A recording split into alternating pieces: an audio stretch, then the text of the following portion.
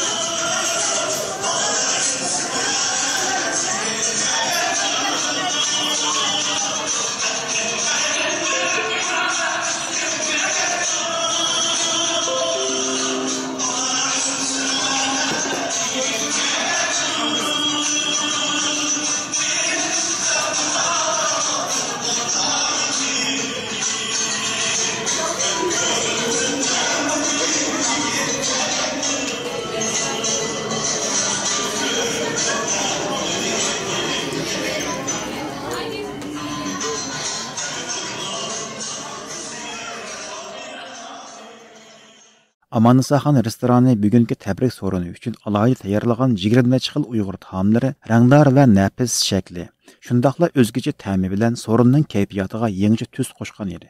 Mehmonlar o'chirat bo'lib taomlarga eg'iz tekkach, o'zaro qizg'in suhbatda bo'ldi. Hammanglar bu so'ringa xush kelibsizlar. Bugun ma'naviy onamiz Rabiya xonimning va shundaqla bizning do'stimiz, hamsafarimiz xonimning tug'ilgan kuniga hammanglarni taklif qildik. Hammanglar xush kelibsizlar do'stlar, qizlarim, qarindoshlarim, hammanglar xush kelibsizlar. Bugungi so'rinimizni siz uchun yig'ildik, ammo bir-birimiz uchun ko'rishadigan, almon aytishadigan yaxshi bir fursat bo'ldi. Buning uchun sizga yana sizga rahmat aytaman. Ondan bu oddiy so'rinimizni, oddiy bo'lsa mehrlik, suyumlik so'rinimizni tashkillash uchun kuch chiqargan Rabiya xonimning aziz do'stlariga, barliq Uyg'ur jamoatiga, barliq hadlarimizga, singillarimizga, akalarimizga, inlarimizga, jumladan barliq vatandoshlarimizga tashakkur etaman.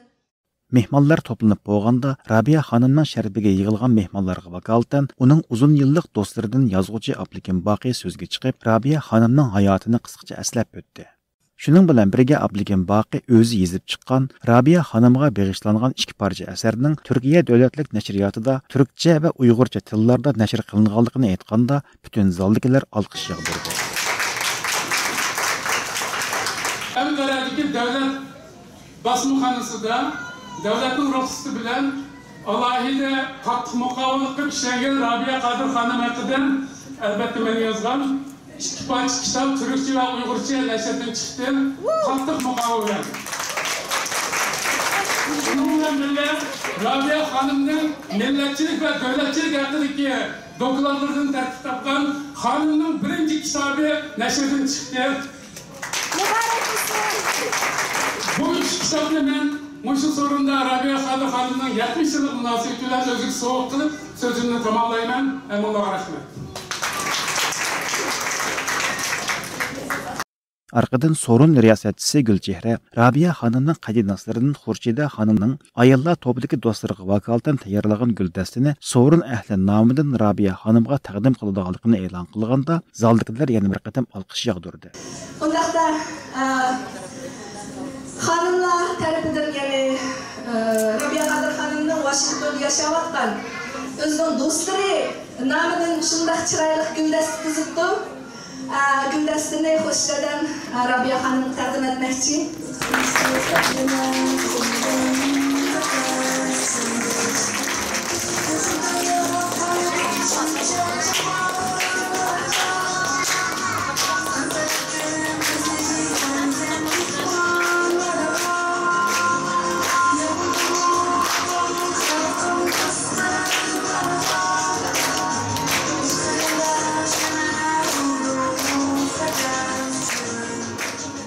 Rabia Hanım sözüge chiqib, Uyg'ur jamoatining bu himmatiga bo'lgan tashakkurni ifodaladi. U so'zida bu qadimgi faoliyatning bir tarix bo'lib qolishini orzu qiladiganligini bildirdi. Özlerining zihnini mushunga sarf qilib, bu so'rovga kelgan barliq farzandlarim, xonim qizlar, rahmat sizlarga. Men bugun 70 yoshga kirganligim uchun bu ishni qilmayman. Chunki turmularda necha o'nminglagan odam yetyapti vatanda.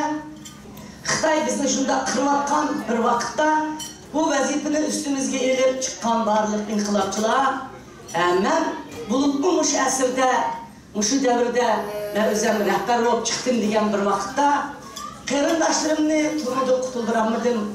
Ölüp atkan şehit bolup atkanlarni, ularning hayotini qo'ldan qolamadim.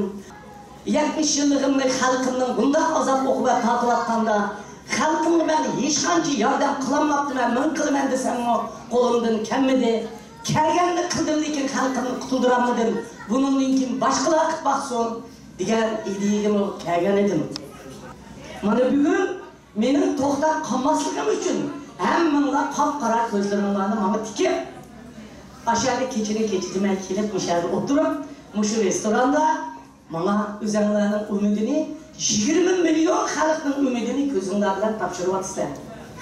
Bana bugün benim kızlarım, sınırlarım, perzentlerim, 20 milyon, anılarının 10 milyon ayarlar olsa, bunların ümitlerini bana tapşırmaktır. Ben bunların her bir kalan, bana soğusuna, üzerinin namıdır, bana ümitlengen, bana işengen, menimden ümit kütken, muşu bizim liderimiz, muşu bizim anımız, muşu bizim yetekçimiz, muşunun bir narsa çıkıp kalamı diye halkın namıdan rahmet etmem. Ben bugün muşu sorununu hazırladım. Benim turmudan çıkan günümden tatıp, ta hazırlıkça 10 kanıtım, sol kanıtım boğan dostlarımga çünkü onunla rahmet etmem. Hurşida dostum, 10 adam bilan qilaman degan men qilmoqlasam 10 adam bilan qilib berman dedi bugun Amerika Uyg'ur jamoati nomidan meni 70 yoshga kirganligimni tabriklabdi. Bugun bu mening 70 yoshga kirgan kunimni tabriklashi va buning uchun bu to'yni qilib berishi menga berilgan sovg'a emas, butun turmada yetayotgan, vatani uchun qadamini bosgan, vatanim deb o'zining jini otgan, vatanim deb turmalarga o'zini otgan, barliq qarindoshlarımga berilgan sovg'a bu. Hergiz menga emas yolg'iz, men bilan birga ana oshlarga ilatilgan sovg'alar. Arqadilla Amerika Uyg'ur jamoati Rabia Hanımning ko'p yillik Uyg'ur davosiga singdirgan ajri, shundaqla Uyg'ur davosining xalqaralashishida o'ynagan hal qilguvchi roliga tashakkur bildirish yuzidan uningga lavha taqdim qildi. Nafis lavha yuziga chekilgan Uyg'urcha tekst unlik o'qilganda so'rin ahli yana bir qatam hayajonga cho'mdi. Uyg'ur xalqining suyimlik onasi, ozodlik kurashining tadbirlik yetakchisi muhtaram Rabia Qadir xonimga muqaddas vatanimizning hurriyati va milliy mustaqillik yo'lida to'lagan badal, chekkan ajr hamda ko'rsatgan fidokorligimiz uchun rahmat mangu unutmaymiz. Amerikadagi Uyg'ur jamoatidan 11-qisam. Rabia Hanım adli so'g'imizni mana chiroyli to'nlarimiz tayyorlaydi. Xonimlar bu kimning nomidir? Jamoatning butun jamoatimizning jamoat. Adli so'g'larimizni qabul etgaysiz. Bu qatimqi qutlug' so'ringa qadam tashrif qilgan Sidiq Hoji Rozima o'z navbatida so'z elib, milliy da'vo yo'lining mushkulligini, ammo buning to'limi sharatlik bir yo'l ekanligini ta'kidladi. Yani bu anlık start sözlesem, Rabia Qadir'den, ballarımızdan bu tarafa bir kısmı, bu tarafa bir kısmı 9 yıl ayrıldı. 9 yıl içi ya onun avazlanmadan, törneklerinin 5 yıl başlayan Arlak'ta yakıpına lağız kılanmadı. 9 yılda 2 yıl kayıt işkimiz, Washington'da didarlaştık. Hem onlarla Rabia Qadir Washington'da didarlaştı. Yani bu fırsat, bir Allah'ın kerameti işkimisi, Amerika'nın kudreti, şunlarla geldi. Bugün hemen Rabia Qadir'in doğan gününü, hatırlarımızın kılıklarından Rabia başladı. Bu yolu kırgan adam ümit çıkıp yaşaş gerek. her nene baş geliş gerek. Bu yolda sana yaxşılık yok. Sana bu yolda muhabbet yok. Sana bu yolda rahat, feragat yok. Sana bu yolda en yukarısı ölüm, en tövünü türme, en azından tövünü hakaret. Onun başka sana hiç nesi yok. Şunu sen inkılapçı, şunu sen yetekçi, şunu sen meşbelini götürüp mağalaydıgan adam bulursan. Böyle Rabia emez, Uygur'un şirin çıkıvat kaldı şu. Uygur halkı ise hazır heminin kayında kaldı desi buldu. Çünkü Uygur'da hukuk yok. Şunun için kayında kaldı.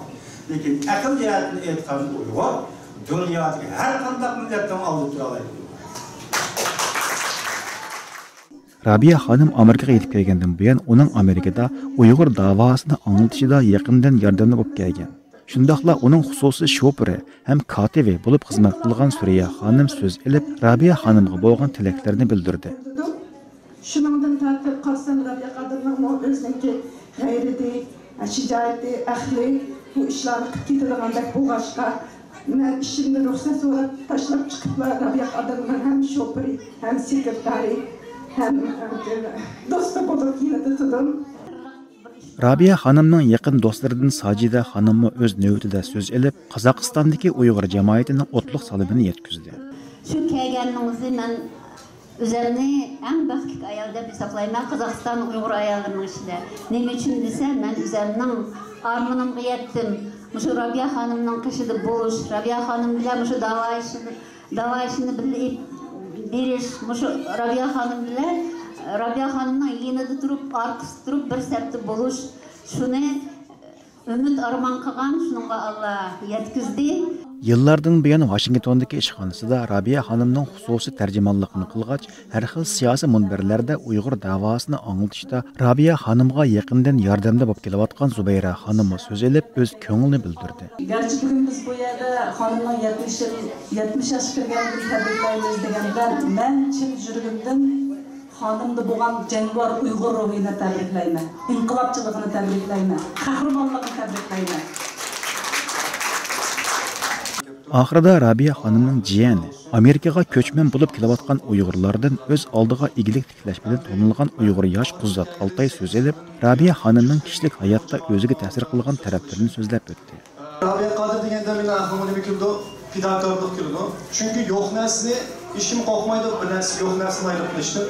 Ammo Rabia Hanım ayni vaqtda Jumboda qolsa, dunyodagi eng chong boylardan birisi bo'lib, yaxshi yashab, yaxshi kunlarni ko'rib yashaydi, ammo o'zi ishlangan davosi uchun bütün boyliqlarini, bütün mansablarini, bütün ailesidan voz kechib, o'zi ishlangan davoda kurash qildi. Shunga men Rabiyaga rahmat aytaman. Eng oxirida sorun ahli Rabia Qadir Hanımның 70 yillik tavalludiga atab tayyorlagan cho'ng tortni elib keldi. Allah sizni uzun ömürler versin, selamet versin,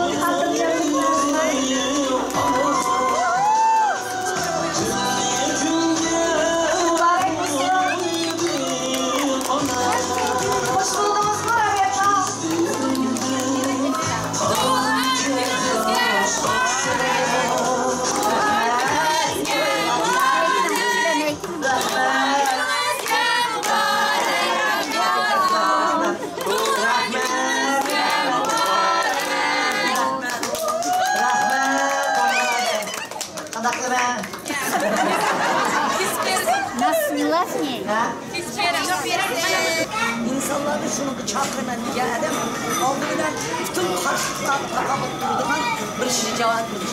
Hem sabır çabukmuş gibi. Bana ben şunu cesenleştiğine baktığımda özümün atrafındaki adamların o hani huddi man okşaş adamın geldiğini istedim. Muşundaq bir uluq günlərdə benim doğulğan günümünü küpəgəlik üçün Amerika cemaatiga çəksiz rəhmət etməm və radiodakı barlıq təşviqat etdiriyotgan qarindaşlarımның bugün sorunda bizning bu faoliyatimizda işligini rəhmət etməm. Şunun bilan birga özümün xalqımga sevinib bütün vatan içi teşidiki barlıq qarindaşlarımga salam yollayman. Ali ihtiram bildirmen 70 yaşa kirgen bolsammı buningdagi yoshlarni tarbiyalab izimga qo'yib va yanıla o'zim davoyimni qo'limdan kelgancha davomlashtiraman. Rahmat.